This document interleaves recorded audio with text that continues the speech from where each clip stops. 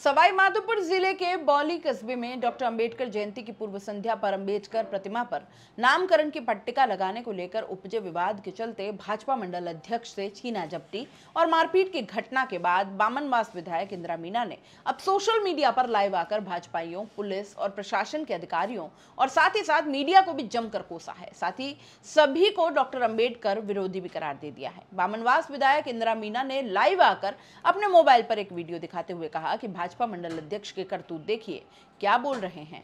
ये वही व्यक्ति है जिसका मैंने कॉलर पकड़कर कार से नीचे उतारने का प्रयास किया, जिसे अभद्रता कह रहे हो। ऐसे व्यक्ति का सारी भाजपा और मीडिया पैरवी कर रहा है। भाजपा के ये संस्कार हैं कि किस तरीके से वो गाली गलौज कर रहा है और कह रहा है कि इंदिरा के राज में मजे कर लिए, ठेकेदारों से फोन कर पैसे वसूलने का काम करता है। उन्होंने कहा कि मैं उसे कार से नीचे उतारना चाह रही थी कि जिससे शराब पीने का पता उसके खड़ा होने पर चले। इससे भी भाजपाइयों ने झूठा बता दिया। सरकार से मैं ये भी कहना चाहूंगी कि अधिकारियों ने रात को मेरा फोन नहीं उठाया और अब तक उनसे मेरी बात नहीं हुई है। उन्होंने कहा कि सरकार तानाशाही कर रही है और विपक्ष का काम है बोलना, जो आपसे सुना नहीं जाता। विपक्ष को दबाना खत्म करना चाहते हैं। मेरी सुरक्षा को हटाकर दूसरे सुरक्षाकर्मी के रूप में जासूस लगाते हो। ऐसे में मेरी जनता, मेरे कार्यकर्ता मेरी मदद ही करेंगे। मीडिया, सरकार उन लोगों को बचाने में लगी है। इससे अंबेडकर विरोधियों का चेहरा सामने आ गया है। यदि ऐसा नहीं है तो सरकार कार्रवाई करके दिखाए।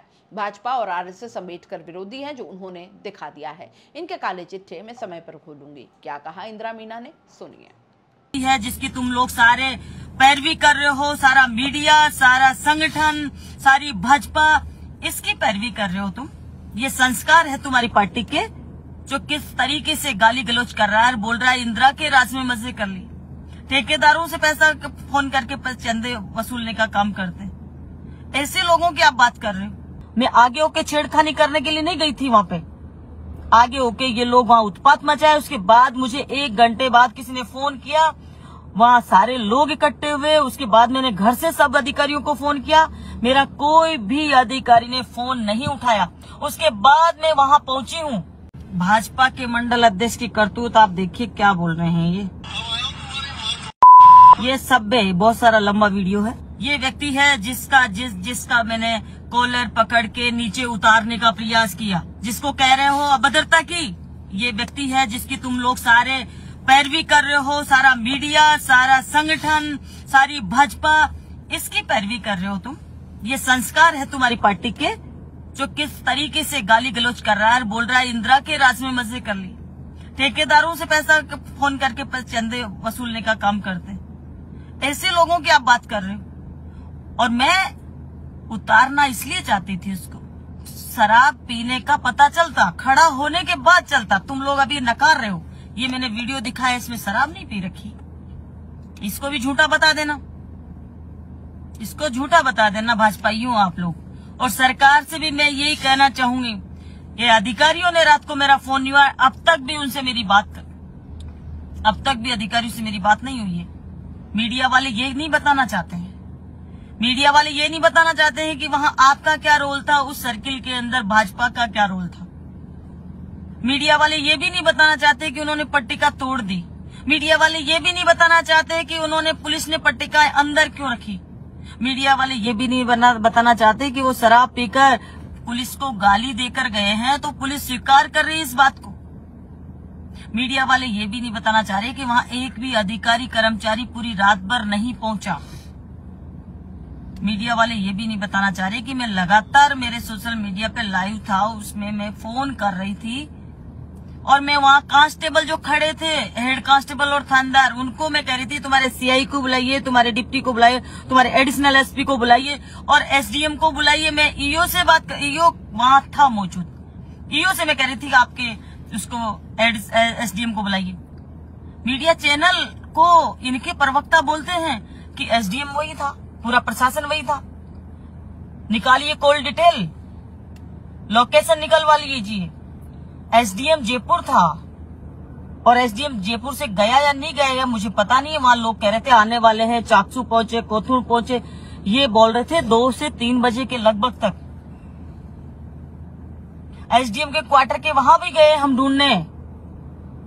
चेयरमैन के हस्बैंड जोशी जी और हम और सारे सीनियर नेता मीटिंग करने के लिए उनसे कि आप आइए यहाँ क्या हो रहा है, आप देखिए, प्रशासन के लोग हो आप।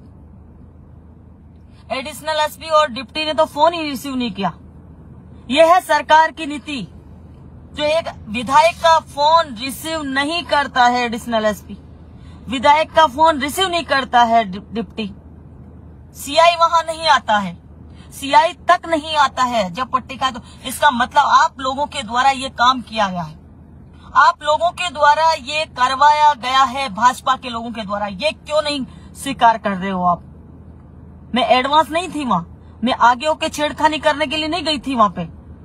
आगे होके ये लोग वहां उत्पात मचाए, उसके बाद मुझे 1 घंटे बाद किसी ने फोन किया, वहां सारे लोग इकट्ठे हुए। उसके बाद मैंने घर से सब अधिकारियों को फोन किया, मेरा कोई भी अधिकारी ने फोन नहीं उठाया।